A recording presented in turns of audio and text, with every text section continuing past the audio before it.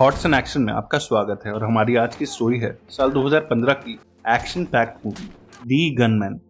तो ये कहानी शुरू होती है साल 2006 में अफ्रीका की एक कंट्री कॉन्गो से, जहां हम एक बार में एक अमेरिकन नेशनल जिम को देखते हैं जो अपनी गर्लफ्रेंड एनी और कुछ फ्रेंड्स के साथ यहाँ ड्रिंक कर रहा है। तभी टीवी पे एक न्यूज आती है कि कॉन्गो देश के नए माइनिंग मिनिस्टर ने करप्शन को रोकने के लिए सभी माइनिंग कंपनीज को बंद करने का फैसला किया है। जो देख के ये सब खुश नहीं होते, क्योंकि जिम और उसके फ्रेंड्स एक प्राइवेट माइनिंग कंपनी की सिक्योरिटी को संभालते हैं। जिम अमेरिकन स्पेशल फोर्सेस से रिटायर्ड है और अब ये और इसके साथी एक ब्लैक ऑप्स टीम का हिस्सा है जो प्राइवेट माइनिंग कंपनीज को अफ्रीकन टेररिस्ट से बचाते हैं। अगले दिन जिम और एनी सो के उठते हैं और जिम एनी से कहता है कि अब उन्हें शादी कर लेनी चाहिए, पर एनी उसकी बातों को ओवरलुक करके अपने काम पे चली जाती है। शाम को जिम भी अपने काम पे जाता है और हम देखते हैं कि जिम और उसके साथी हाई टेक वेपन्स के साथ माइनिंग साइट और उसके आसपास के सारे एरिया को प्रोटेक्ट कर रहे हैं, क्योंकि इन माइन से निकले नेचुरल रिसोर्सेज पे हमेशा लुटेरों और टेररिस्ट की नजर रहती है।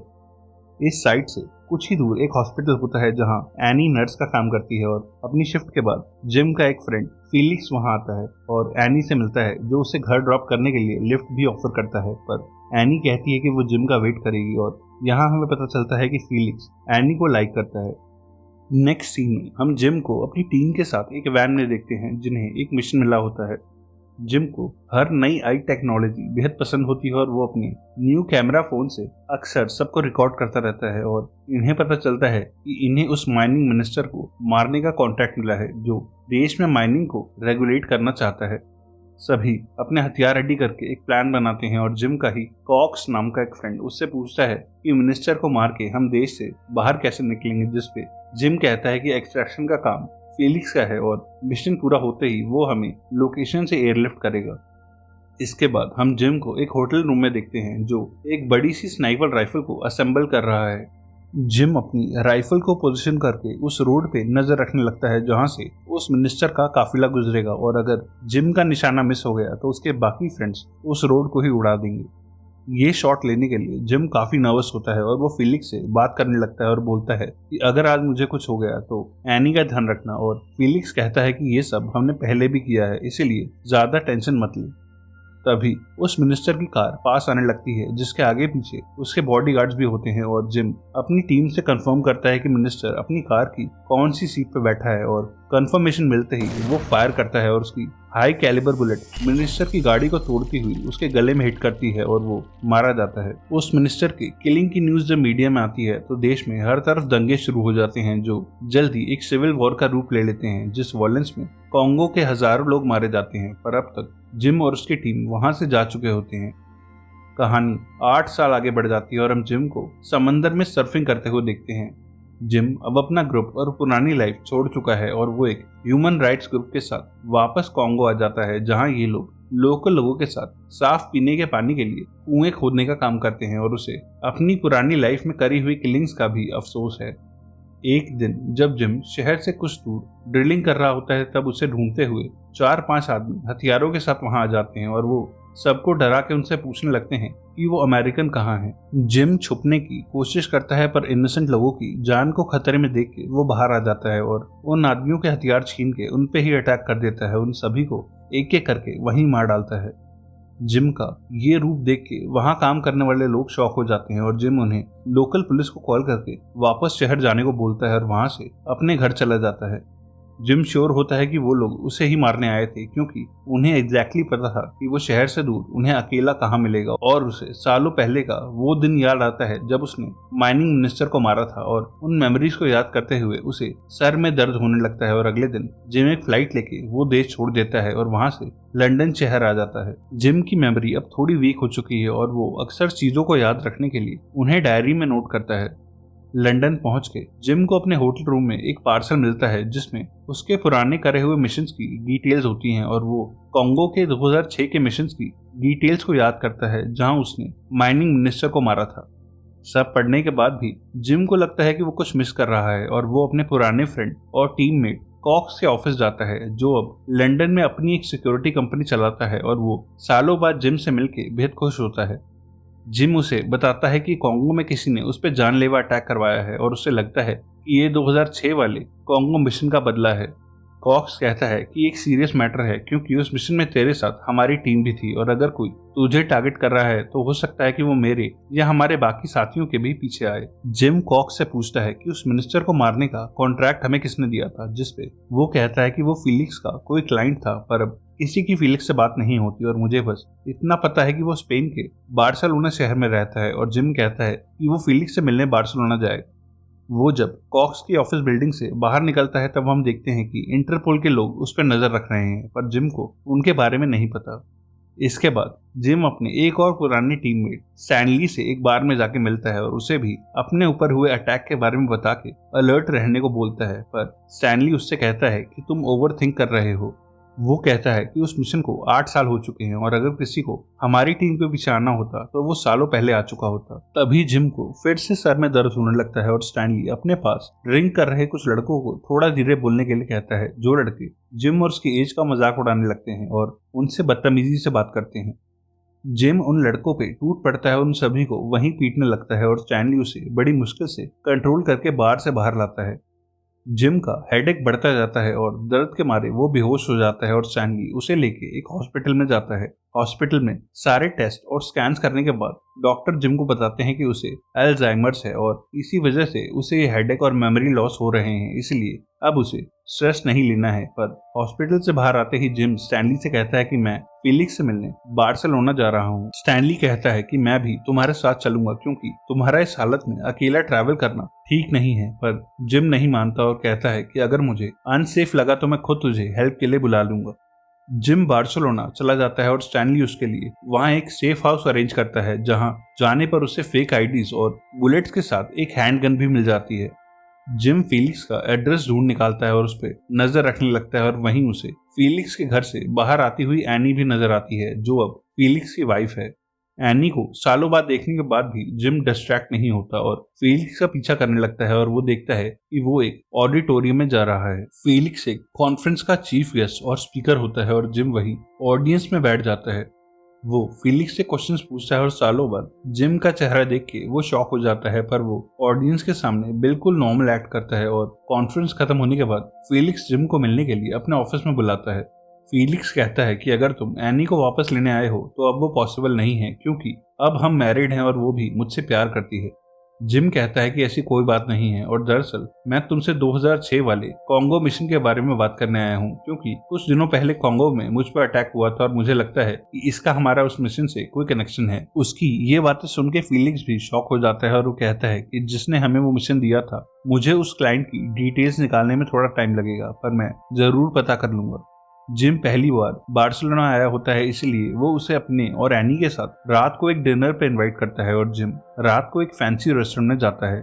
एनी को ये नहीं पता होता कि जिम यहाँ है और सालों बाद जिम को देख के वो इमोशनल हो जाती है और वहां से जाने लगती है, पर फीलिक्स उसका हाथ पकड़ के उसे वापस बैठने को कहता है। फीलिक्स का ये जबरदस्ती वाला बिहेवियर जिम को पसंद नहीं आता और वो उसे धक्का मार देता है और एनी वहां से रोते हुए भाग जाती है। जिम वापस अपने घर आता है और शॉवर लेते हुए वो एनी को याद करने लगता है और उसे लगता है कि उसने एनी से ब्रेकअप करके गलती करी थी। तभी कोई उसका डोर नॉक करता है और जिम अलर्ट होके गन निकाल लेता है, पर दरवाजे पर एनी आई होती है और दोनों ही अपने पास को याद करते हुए साथ में एक रात गुजारते हैं। सुबह एनी उससे कहती है कि तुम वापस क्यों आए हो और जिम उसे अब तक की सारी कहानी सुनाता है और कहता है कि मुझे फीलिक्स से उस क्लाइंट का नाम चाहिए जिसने हमें वो काम दिया था, ताकि मैं पता कर सकूं कि मेरा नाम किसने लीक किया है। एनी कहती है कि मैं फीलिक्स से जरूर बात करूंगी और वो उसे अपने एक फार्म हाउस का एड्रेस देती है और कहती है कि कल दोपहर को यहाँ आके फीलिक्स से वो डिटेल्स ले जाना। जिम अगले दिन एनी की बताई हुई लोकेशन पे आ जाता है, जहां फीलिक्स की एक असिस्टेंट उसे फीलिक्स के ऑफिस में लेके आती है और जिम उससे पूछता है कि एनी कहाँ है और फीलिक्स कहता है कि वो हॉर्स राइडिंग के लिए बाहर गई है। वो उसे उन क्लाइंट्स की डिटेल्स देता है जो उन्हें मिशंस दिया करते थे और जिम को पता चलता है कि उसी की तरह 2 और शूटर्स भी पिछले 1 हफ्ते में मारे जा चुके हैं और उसे अलर्ट रहने की जरूरत है। इसके बाद फीलिक्स वॉशरूम चला जाता है और फीलिक्स का फोन वाइब्रेट होता है और जिम देखता है कि फीलिक्स किसी से जिम के बारे में बातें कर रहा है, जो देख के उसे बेहद गुस्सा आता है और वो फीलिक्स को पीटने लगता है क्योंकि जो लोग जिम के पीछे पड़े हैं वो फीलिक्स को भी नहीं छोड़ेंगे। और दोनों के लड़ने की आवाजें एनी भी सुन लेती है, जो अंदर वाले रूम में नहा रही होती है। तभी इन पे फायरिंग होने लगती है और ऑटोमेटिक हथियारों के साथ एक टीम इस फार्म हाउस को घेर लेती है। इस टीम में एक स्नाइपर भी होता है जो फीलिक्स को मार डालता है और एनी और जिम उसकी डेथ से हर्ट होते हैं, पर जिम एनी से कहता है कि हमें यहाँ से भागना होगा। वो एनी को लेके बेसमेंट के थ्रू भागने लगता है, पर वहां भी एक किलर इनका वेट कर रहा होता है और जिम एक चाकू से उसे मार डालता है और उसकी बुलेट प्रूफ वेस्ट पहन के उसके हथियार ले लेता है। पर वो किलर्स नंबर में बेहद ज्यादा होते हैं और जिम एनी को लेके एक बाथरूम में छिप जाता है और किलर्स बाहर से पेट्रोल छिड़क के उस जगह को आग लगा देते हैं। जिम को सर्वाइवल की ट्रेनिंग मिली होती है और वो गीले टॉवल से एनी और खुद को आग और धुएं से बचाने लगता है और उन किलर्स को मारते हुए उस फार्म हाउस से भाग निकलता है। थोड़ी दूर जाने पर जिम कार को स्विच कर लेता है और ड्राइव करते हुए वो शहर में अपने सेफ हाउस के बाहर आ जाता है। जिम एनी से कहता है कि मुझे अपना सामान और डॉक्यूमेंट्स लेने सेफ हाउस में वापस जाना होगा और अगर मैं 15 मिनट में वापस नहीं आया तो तुम स्टैनली के साथ स्पेन से भाग जाना, जिसे मैंने हमारी हेल्प के लिए ऑलरेडी बुला लिया है।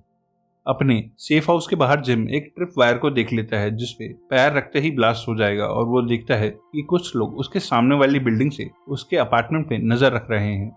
जिम तुरंत एक प्लान बनाता है और अपने इंपॉर्टेंट डॉक्यूमेंट्स उठा के उस ट्रिप वायर को केयरफुली डिसेबल करके अपने मेन डोर के पीछे लगा देता है। इसके बाद वो उन किलर्स को दिखाते हुए वापस अपनी बिल्डिंग में एंटर करता है और रूम में जाके लाइट्स ऑन कर देता है। किलर्स को लगता है कि एंट्री पे लगाया उनका बॉम्ब खराब हो गया और दो किलर्स गन्स के साथ जिम को मारने उसके रूम में जाने लगते हैं और जिम फौरन उस ट्रिप वायर को एनेबल करके बिल्डिंग से बाहर निकल जाता है और वो दोनों किलर्स जिम का दरवाजा खोलते ही ब्लास्ट में मारे जाते हैं। पुलिस के वहां आने तक जिम एनी के साथ वहां से भाग निकलता है और जाके स्टैनली से मिलता है। स्टैनली उन्हें एक सेफ लोकेशन पर लेके जाता है और एनी के सो जाने के बाद जिम एक बैग पैक करके वहां से जाने लगता है और स्टैनली से कहता है कि मुझे पता करना है कि ये सब कौन करवा रहा है, इसलिए मेरा जाना जरूरी है और मेरी एब्सेंस में एनी का ध्यान रखना। जिम वहां से स्पेन के एंड में लोकेटेड गिब्राल्टर शहर आ जाता है जहां कॉक्स वर्ल्ड बैंक की किसी कॉन्फ्रेंस में आया होता है। अपने पुराने मिशंस और टीम के डॉक्यूमेंट्स को डिकोड करते हुए जिम नोटिस करता है कि कॉक्स को छोड़ के उसका हर टीममेट या तो मर चुका है या उन पे अटैक हुआ है, जिसका मतलब जरूर कॉक्स इन किलर्स के बारे में कुछ जानता है। जिम एक बिल्डिंग के बाहर जब कॉक्स का वेट कर रहा होता है तब डीबी नाम का एक आदमी उसके पास आता है और कहता है कि वो जिम और उसकी बची हुई टीम की हेल्प कर सकता है अगर जिम उसे एक बार कॉल करे तो। और वो अपनी विजिटिंग कार्ड पे अपना फोन नंबर लिख के चला जाता है और जिम को पता चलता है कि ये इंटरपोल का एक एजेंट था जो लंदन में कॉक्स के ऑफिस के बाहर भी उस पे नजर रख रहा था और अगर इंटरपोल कॉक्स पे नजर रख रही है तो जरूर वो किसी ग्लोबल क्राइम में इन्वॉल्व है। डीबी के जाने के बाद कॉक्स अपनी कॉन्फ्रेंस खत्म करके कुछ बिजनेसमैन के साथ उस बिल्डिंग से बाहर आता है। जिम उसे कॉल करके बताता है कि वो यहाँ आया हुआ है और वो उसे 1 घंटे बाद बच्चों के एक थीम पार्क में अकेले मिलने के लिए बुलाता है। कॉक्स जिम से उस पार्क में मिलता है और जिम उसे बताता है कि फीलिक्स मारा गया है और मेरे पीछे भी लोग पड़े हैं और कॉक्स उसे थीम पार्क से अपनी एक सेफ लोकेशन पे चलने के लिए कहता है। पर उसका प्लान अपनी एक फ्रेंड के साथ जिम को किडनैप करने का होता है, जिस प्लान में जिम नहीं फंसता और वो उस लेडी को पंच मार के बेहोशी का इंजेक्शन गिरा देता है और कॉक्स को लेके उस पार्क के बेसमेंट में चला जाता है। जिम गन पॉइंट पे उससे पूछता है कि तूने ये सब क्यों किया और अपनी ही टीम के लोगों को धोखा क्यों दिया।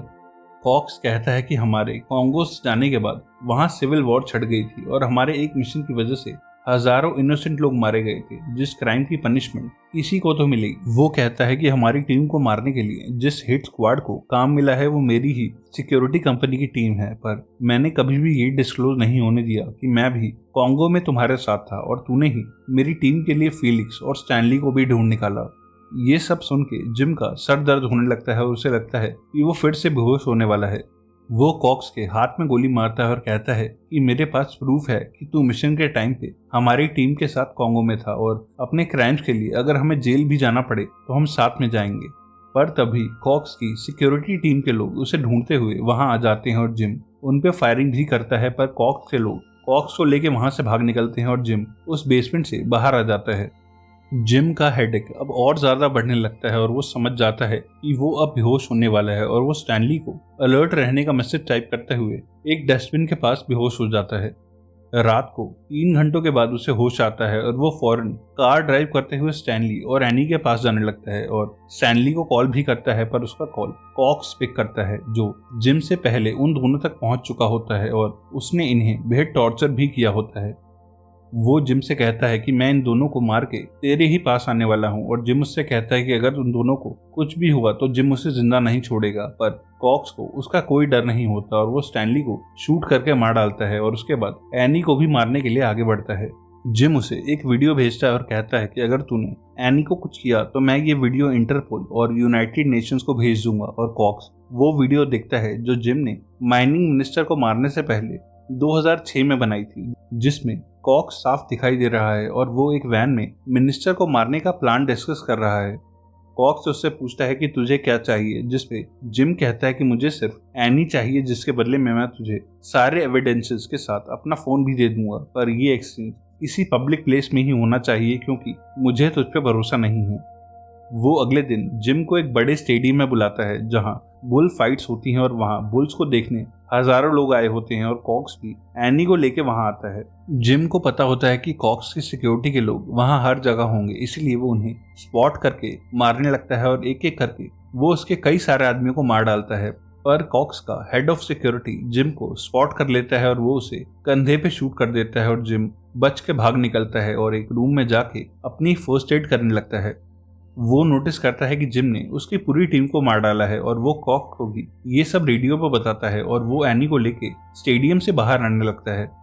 जिम कॉक्स के इस आखिरी आदमी पे भी अटैक करता है, पर ये बेहद फास्ट होता है और जिम और ये काफी देर तक लड़ते रहते हैं और इन दी एंड जिम इसे भी मार डालता है, पर अब वो बुरी तरह इंजर्ड होके गिर जाता है और उसमें और लड़ने की बिल्कुल एनर्जी नहीं होती। उधर एनी कॉक्स से हाथ छुड़ा के भाग निकलती है और कॉक्स उसका पीछा करने लगता है, पर वो उसे इतने लोगों के सामने शूट नहीं कर पाता। एनी जिम तक पहुंच जाती है और जिम उसे ऊपर खींचने वाला होता है, पर तभी कॉक्स वहां जाता है और एनी को गन पॉइंट पे ले लेता है, पर उसके आगे बढ़ते ही जिम उसे एक गोली मारता है और एनी को ऊपर खींच के नीचे का गेट खोल देता है, जिसमें से एक सांड निकल के स्टेडियम की तरफ भागता है और कॉक्स को सींग मारता हुआ किसी खिलौने की तरह उछाल देता है और उसकी मौत हो जाती है।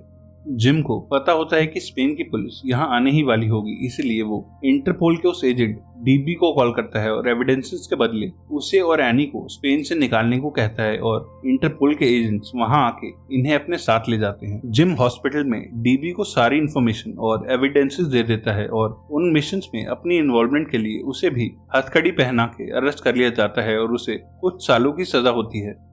इस केस के इंटरनेशनल मीडिया में आने के बाद जिम की टीम के पुराने और पावरफुल क्लाइंट्स को भी जेल हो जाती है जो उन्हें ऐसे कॉन्ट्रैक्ट्स देते थे। एनी अफ्रीका चली जाती है और फिर से एज ए नर्स काम करने लगती है और कुछ सालों के बाद अपनी सजा पूरी करके जिम भी वहां आता है, जिसे देख के एनी बेहद खुश होती है और अब वो साथ में रहने लगते हैं। एक और ऐसी मूवी के लिए लेफ्ट या राइट में दिख रही वीडियो पे क्लिक करना। तब तक के लिए stay safe and keep watching thoughts in action.